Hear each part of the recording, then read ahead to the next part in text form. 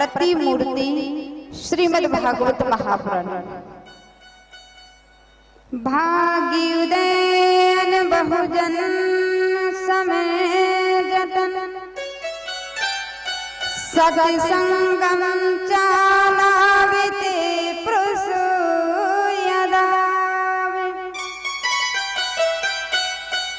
अज्ञान हेतु कृतिमोह मदा विकारनाशम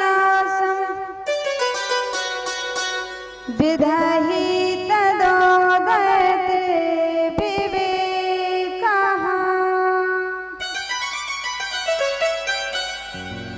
एक जन्म का नहीं अनंत जन्मों के जब भाग्य उदय होते हैं, अनंत जन्मों के जब भाग्य उदय होते हैं तब ही ये हमें शुभ अवसर प्राप्त होता है। भाग्य उदय यानी बहुत जन्मों के बाद आपको ये सुंदर अवसर मिला है। तो प्यारे भक्तों, इस सुंदर अवसर को व्यर्थ न जाने दें। हमारा जीवन का भाग्य का उदय हुआ है और जिस व्यक्ति का भाग्य का उदय नहीं हुआ है, जिस जीव का भाग्य का उदय नहीं हुआ है, वो कथा में आने के बाद भी कथा नहीं सुन सकता। कथा में आने के बाद भी उसके अंदर कथा प्रवेश नहीं कर सकती, जिसका जीवन का भाग्य उदय नहीं हुआ है। अब भाग्य उदय हम कैसे समझेंगे हमारा भाग्य उदय हो गया? तो देखिए, कथा सुनकर जीवन में परिवर्तन आ जाए तभी ही समझ लेना कि हमारा भाग्य का उदय हो गया। कथा सुनकर जीवन में परिवर्तन आ जाए तभी तो हमारा जीवन का भाग्य का उदय हुआ है।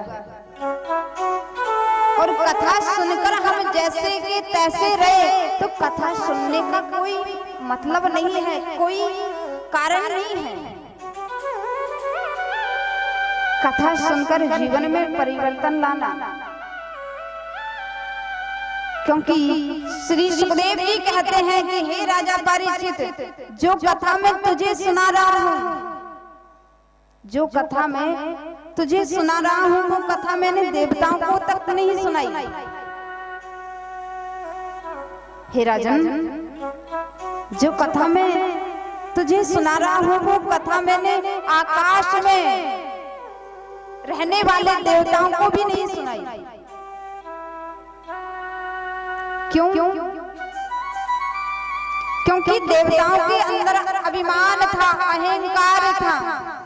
एक बार देवता आए सुखदेव जी के पास और बोले, हे सुखदेव जी, ये भागवत महापुराण हमें सुना दीजिए और जो हमारे पास अमृत है वो अमृत आप राजा परीक्षित को पिला दीजिए, क्योंकि राजा परीक्षित को 7 दिन में मरने का श्राप लगा हुआ है। श्री सुखदेव जी ने कहा, अरे देवताओं, आपके अमृत का पान करने के बाद व्यक्ति को मृत्यु लोक में आना पड़ता है। पुरनपि जननम पुरनपि मरणम पुरनपि जननम जननी सहनम। बार बार जीव जगत में आता है और बार बार मरता है और बार बार जन्म लेता है, पर उसका आवागमन की छुट्टी नहीं मिल पाती है। लेकिन जिस जीव ने, जिस मानव ने, जिस व्यक्ति ने एक बार यदि इस भागवत महापुराण को हृदय से, दिल से यदि सुन लिया, तो फिर उस जीव का इस जगत में आना नहीं होता। वो जीव सदा सदा के लिए प्रभु के हृदय में विलीन हो जाता है। तो मेरे प्यारे भक्तों, भैया ये माइक सेट कर दो।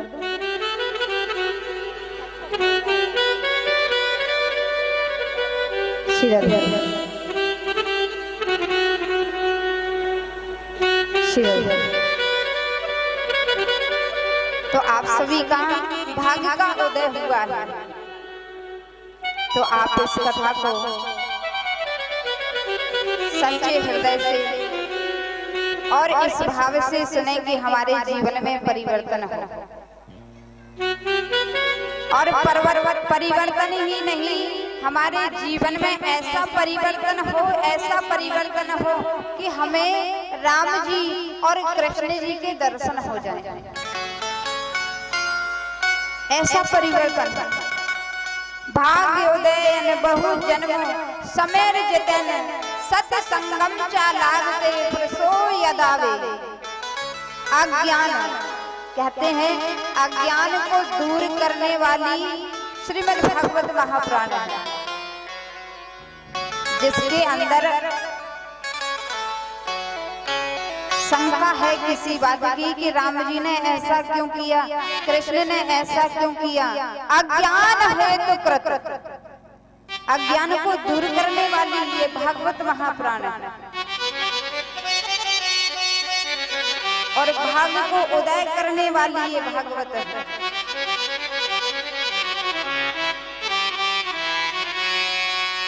कहते हैं कि ये कथा सबसे पहले किसने किसको सुनाई। ये भागवत कथा सबसे पहले किसने किसको सुनाई। तो श्रीमद् भागवत महापुराण में ऐसा लिखा है कि सबसे पहले ये भागवत महापुराण साक्षात नारायण ने श्री ब्रह्मा जी को ये भागवत महापुराण श्रवण कराई। पहले भागवत जी का केवल एक श्लोक था। भागवत जी का कितने श्लोक थे? केवल एक श्लोक। जब साक्षात नारायण ने ब्रह्मा जी को ये भागवत प्रदान की, तब एक श्लोक था। तो फिर ये 18,000 श्लोक कैसे बन गए? केवल एक श्लोक था, एक श्लोक से 18,000 श्रीमद् भागवत महापुराण के श्लोक हैं।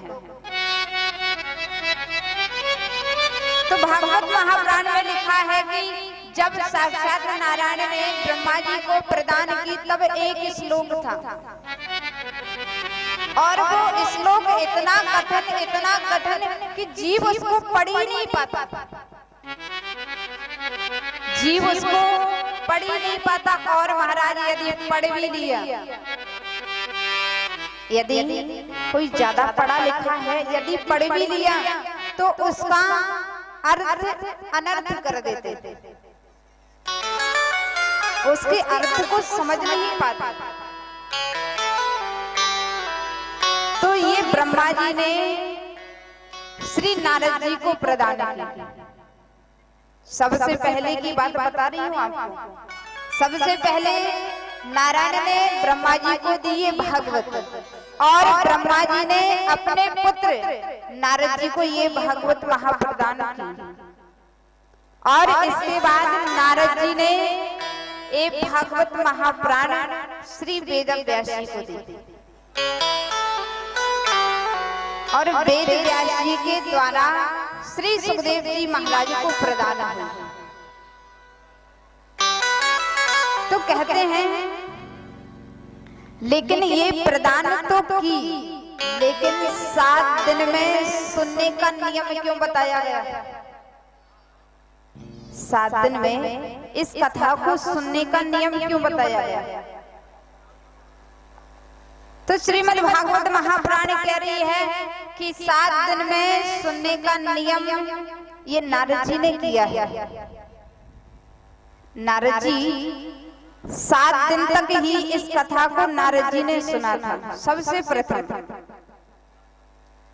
तो इधर जब 88,000 ऋषिगण बैठे हुए थे, उनके बीच श्री सूत जी महाराज आए, और सूत जी महाराज ने जब उन 88,000 ऋषियों से कहा कि ये 7 दिन में सुनने का नियम श्री नारद जी ने किया। तो 88,000 ऋषि कहते हैं कि हे सूत जी महाराज, हमें ये बताइए कि नारद जी ने 7 दिन तक इस कथा को कैसे सुन लिया। इस कथा को नारद जी ने 7 दिन तक एक जगह बैठकर इस कथा को कैसे सुन लिया? क्योंकि शास्त्रों में लिखा है, पुराणों में लिखा है कि नारद जी का मन चंचल है। नारद जी का मन क्या है? चंचल। चंचल यानी नारद जी हमेशा भ्रमण करते रहते हैं, एक जगह नहीं बैठते हैं नारद जी। कभी नारद जी इधर थे तो 1 मिनट बाद देखा कि दूसरे स्थान पर हैं। और 7 दिन तक नारद जी एक जगह बैठकर कथा सुने, ये तो असंभव है। जो व्यक्ति 2 मिनट एक स्थान पर नहीं ठहर सकता, वो 7 दिन तक कथा को कैसे सुन सकता है? तो इधर सूत जी महाराज कहते हैं कि हे ऋषियों, नारद जी ने 7 दिन तक इस कथा को सुनी है, लेकिन कारणवश सुनी है। क्या कारण था? सूत जी महाराज कहते हैं, हे ऋषियों, एक बार नारद जी भ्रमण करते हुए आकाश की ओर जा रहे थे। आकाश में तीव्र गति से नारद जी जा रहे थे और नारद जी ने एक सुंदर आश्रम देखा। आश्रम देखा, बहुत व्याकुल थे नारद जी। नारद जी बहुत व्याकुल थे और आश्रम देखकर आश्रम के अंदर पहुंचे तो आश्रम में सनत कुमार ऋषि बैठे हुए थे। सनत कुमार ऋषियों ने जो नारद जी को देखा, नारद जी को देखकर समझ गए कि नारद जी आज बहुत उदास है। नारद जी बहुत उदास थे और आकर जैसे ही खड़े हुए, सनत कुमार ऋषियों ने हाथ जोड़कर पूछा कि हे नारद जी, हमें ये बताइए, हमने सुना है कि नारद जी जहाँ जाते हैं, जहाँ पहुंच जाते हैं, वहां के लोग प्रसन्न रहने लगते हैं। हमने सुना है कि नारद जी का जिसे दर्शन हो जाता है वो प्रसन्न हो जाता है, वो मुस्कुराने लग जाता है। और महाराज, आज आप ही इतने उदास हैं, क्या कारण है? नारद जी सनत कुमार ऋषि के चरणों में गिर पड़े, बोले, हे महाराज, मैं क्या बताऊं, मेरा मन बहुत उदास है, क्या कारण है? बोले, हे सनत कुमार ऋषियों, मैं इस पृथ्वी को बहुत श्रेष्ठ समझकर आया। वैसे देवता इस पृथ्वी को बहुत श्रेष्ठ समझते हैं। नारद जी कहते हैं, हे महाराज, मैं इस पृथ्वी को बहुत श्रेष्ठ समझकर आया और जब मैं पृथ्वी पर आया और मैं पृथ्वी पर भ्रमण करने लगा और भ्रमण करते करते मैं श्री धाम वृंदावन में पहुंचा और वृंदावन में देखा कि एक स्त्री व्याकुल अवस्था में पड़ी हुई है। एक स्त्री व्याकुल अवस्था में पड़ी हुई है और उसके पास में 2 पुरुष मूर्छा में पड़े हुए हैं। उस स्त्री के पास में 2 पुरुष मूर्छा में पड़े हुए हैं। आकर नारद जी ने देखा कि वो माँ, वो स्त्री व्याकुल है, वो स्त्री चारों ओर अपनी सहायता के लिए पुकार रही है कि मेरी कोई सहायता करो, मेरी कोई सहायता करो, पर कोई नहीं जा रहा है, कोई उसकी सहायता करने के लिए नहीं जा रहा है। लेकिन नारद जी ने जब देखा कि लोग उसकी सहायता नहीं कर रहे हैं, तो कहते हैं कि संतों का हृदय तो बहुत कोमल होता है, किसी को दुखी देख नहीं पाते हैं संत। नारद जी ने देखा कि वो माँ रो रही है, पुकार रही है, लोग उसके पास नहीं जा रहे हैं। नारद जी पहुंचे और नारद जी ने पूछा, हे माँ, आप इस तरह व्याकुल अवस्था में क्यों पड़ी हो, और आपके पास में जो दो पुरुष मूर्छा में पड़े हुए हैं वो कौन है? तो वो माँ रोते हुए नारद जी के चरणों में गिर पड़ी और बोली, हे नारद जी, मैं कोई और नहीं हूँ। हे नारद जी, आप जानते नहीं हैं कि मैं कौन हूँ। मेरा नाम भक्ति है। मेरा नाम क्या है? भक्ति है। और मेरे पास में जो पुरुष पड़े हुए हैं वो कोई और नहीं है, मेरे ये दोनों पुत्र हैं जिनका नाम है ज्ञान और वैराग्य। नारद जी ने कहा, हे माँ, आप भक्ति देवी हैं और ये ज्ञान वैराग्य है, लेकिन आप व्याकुल अवस्था में क्यों पड़ी हो? तो भक्ति देवी ने कहा कि हे नारद जी, मैं व्याकुल अवस्था में क्यों पड़ी हूँ, इसका कारण ये है कि मेरे ये दोनों पुत्र वृद्ध हो गए हैं। मेरे जो पुत्र हैं ज्ञान वैराग्य, वो कलयुग के प्रभाव से दोनों बूढ़े बन गए, वृद्ध हो गए। हे नारद जी, इन कलयुग के लोगों के अंदर भक्ति तो आती है, कलयुग के लोगों के अंदर भक्ति तो आती है, लेकिन भक्ति कब तक रहती है? भक्ति हमारे अंदर कब तक रहती है? जब कोई व्यक्ति मर जाता है और मरने के बाद अर्थी लेकर चलते हैं और बोलते हैं राम नाम सत्य है, राम नाम सत्य है, तो तब उस समय हमारे हृदय में ये विचार आता है कि बेचारा मर गया, क्या लेकर गया। उस समय विचार आता है कि प्रभु का नाम ही सत्य है और बाकी सब असत्य है।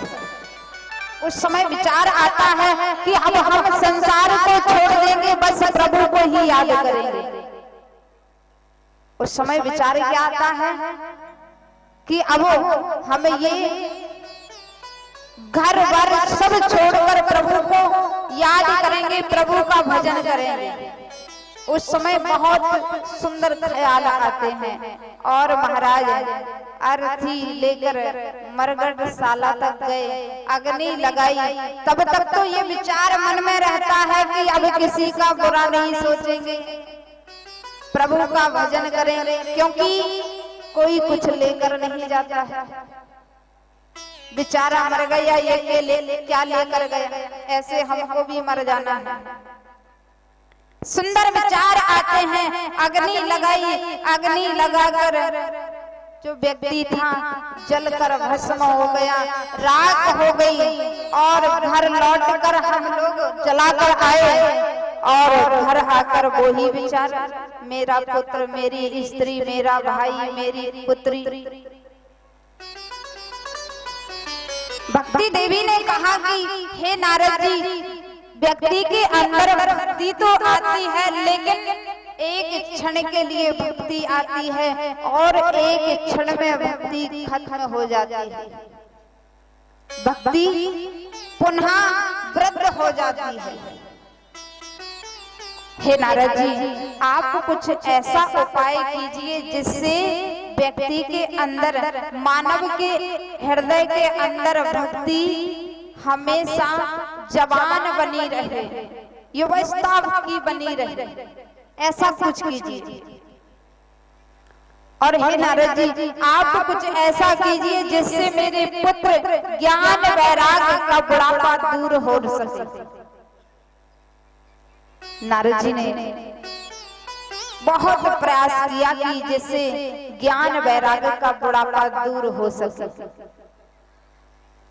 नारद जी ने वेद और वेदांत का पाठ किया, बहुत कीर्तन भी गाए, लेकिन ज्ञान वैराग्य का बुढ़ापा दूर नहीं हुआ। दूर जब नहीं हुआ तो उसी समय एक आकाशवाणी हुई, अरे नारद, तुम ज्ञान वैराग्य के बुढ़ापे को दूर करना चाहते हो तो इसके लिए सत्कर्म करो। इसके लिए क्या करना पड़ेगा? सत्कर्म। अब नारद जी जानते नहीं थे कि सत्कर्म किसे कहा जाता है, सत्कर्म किसको कहते हैं। तो नारद जी दौड़कर सनत कुमार ऋषि के चरणों में आए, हे महाराज, मुझे ये बताइए कि भक्ति देवी के अंदर जो कष्ट है उसकी निवृत्ति कैसे हो, और जो ज्ञान वैराग्य है उनका बुढ़ापा दूर कैसे हो। और महाराज, आकाशवाणी ने कहा था कि सत्कर्म करो, तो सत्कर्म क्या है मुझे पता नहीं है कि सत्कर्म किसे कहा जाता है। सनत कुमार ऋषि कहते हैं कि हे नारद जी, आप जानते नहीं हैं कि सत्कर्म किसे कहा जाता है। नारद जी से सनत कुमार ऋषि कहते हैं कि हे नारद जी, आप कहते हैं कि भक्ति देवी के मन में जो कष्ट है और उनके दो पुत्र हैं ज्ञान वैराग्य, उनका बुढ़ापा दूर कैसे हो। तो हे नारद जी, ज्ञान वैराग्य का बुढ़ापा दूर करने के लिए केवल एक साधन है। वो साधन ये है कि श्रीमद् भागवत महापुराण ज्ञान यज्ञ, यदि हम भक्ति देवी के निमित्त यदि भागवत महापुराण करेंगे तो व्यक्तियों के हृदय में, जो व्यक्ति हैं उनके अंदर भक्ति जागृत होगी। भक्ति जागृत होगी तो भक्ति जागृत होगी तो ज्ञान वैराग्य का बुढ़ापा दूर हो जाएगा। तो नारद जी ने कहा कि आप कहते हैं कि भागवत महापुराण से ज्ञान वैराग्य का बुढ़ापा दूर होगा, लेकिन मैंने तो वेद वेदांत का पाठ किया है। वेद वेदांत का पाठ होने से कोई असर नहीं हुआ, तो भागवत जी तो छोटी चीज है। भागवत जी तो बहुत छोटी चीज है, उससे क्या होगा। भागवत महापुराण तो बहुत छोटा ग्रंथ है। तो सनत कुमार ऋषि कहते हैं कि हे नारद जी, भागवत महापुराण कोई छोटा ग्रंथ नहीं है, छोटा ग्रंथ नहीं है भागवत महापुराण। हे नारद जी, भागवत महापुराण एक फल है। भागवत महापुराण क्या है? एक फल। और पका हुआ फल ही मीठा होता है। और हे नारद जी, आपने कहा कि हमने वेद और वेदांत का पाठ किया है, लेकिन हे नारद जी, आपको पता नहीं है कि वेद और वेदांत एक वृक्ष है। वेद वेदांत क्या है? एक वृक्ष है। और वेद वेदांत का जो वृक्ष है, उस वृक्ष में एक फल लगा हुआ है जिसका नाम है भागवत महापुराण। नारद जी ने कहा कि वेद वेदांत वृक्ष है और उसका फल श्रीमद् भागवत महापुराण है। लेकिन हे सनत कुमार ऋषि, हमें ये बताइए कि जो वृक्ष है उसमें वृक्ष में ही तो वो फल लगा हुआ है। जो स्वाद फल में होता है वो वृक्ष में नहीं होता है। जो स्वाद फल में होता है वो वृक्ष में नहीं होता है। और बिना वृक्ष के फल भी नहीं होता। क्यों भैया, बिना वृक्ष के फल होता है क्या? नहीं होता। और जो स्वाद फल में होता है वो वृक्ष में होता है क्या?